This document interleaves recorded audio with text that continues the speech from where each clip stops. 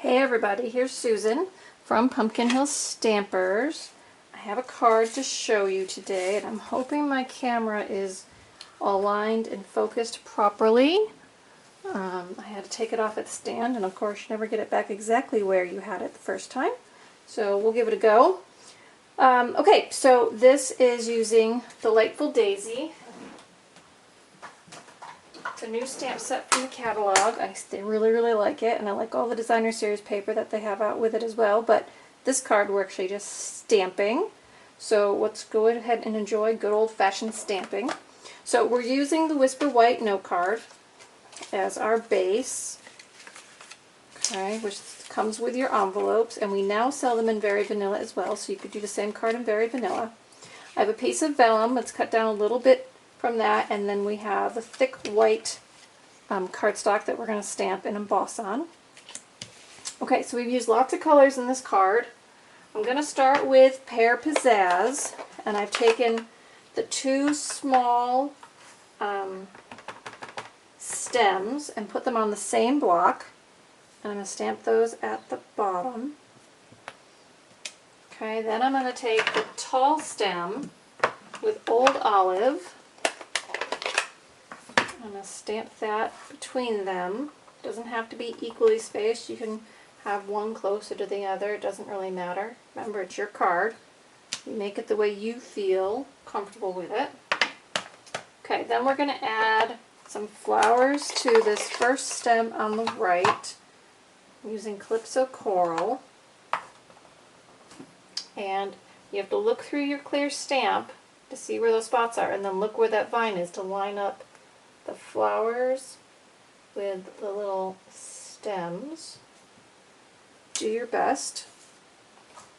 Okay, on this small stem to the left, I'm using Rich Razzleberry, and this stamp that looks like little cattails, and again, you're looking through the stamp. You might have to get a couple of stems lined up and then look through and take your best step on that one. Okay. Now, one more. The daisy on top is in Daffodil Delight, one of my favorite yellows. Okay. There we go. So it's all stamped. Now, we're going to get out our Versamark.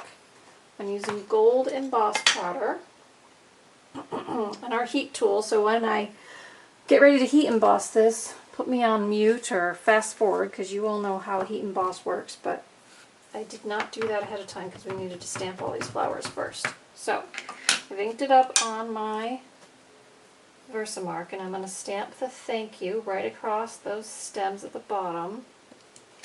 Okay, then I'm going to give it a dust. So just sprinkle that gold emboss powder, tap off the extra. Okay, now this is where I said mute, fast forward me, whatever you need to do on the video. It's going to get a little loud, but as you heat emboss the powder, it's going to change and it's going to give it a sheen. Okay, so we're going to do that right now.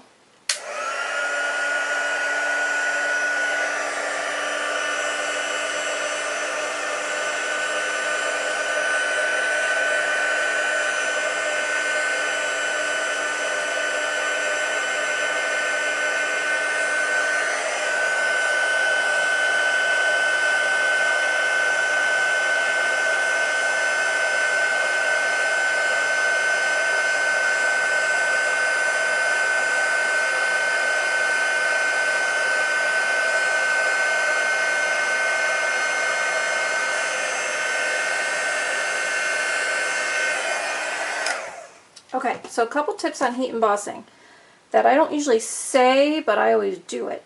I always let my heat gun warm up a little bit before I try to start. Then I always start at one edge of the image, and I kind of wait until it's hot enough and I see it starting to melt down and get shimmery. Then I just kind of trace the image with my heat gun as I go along. So I try to get it left to right or right to left, up or down, whatever kind of image you're doing. But I kind of try to trace the image so I know I got all of it. One other thing you can do, you probably can't see my lamp, but I hold it into a bright lamp and I kind of twist it to make sure that none of it looks powdery. Okay, so that's good.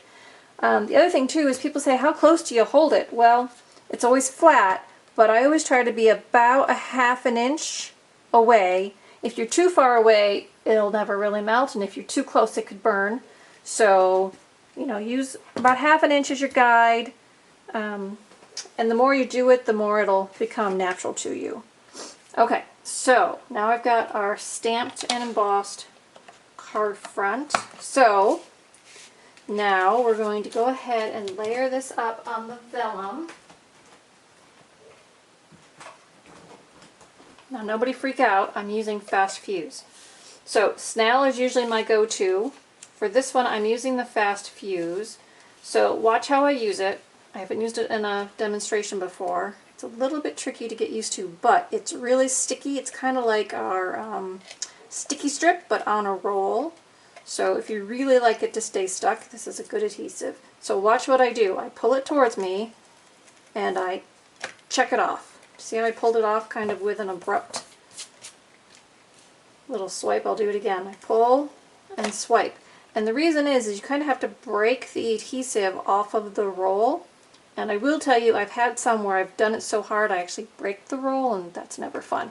So if you want to try it, please do. I do like it. I use it for all the cards I take to the card shop, but it takes a little getting used to. So now I'm going to layer this one on my vellum cardstock. So we're just going to have a little bit of an edge.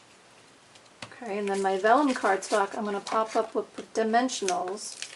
Something you need to be careful with when you're using note cards is that there's not a lot of give in the envelope.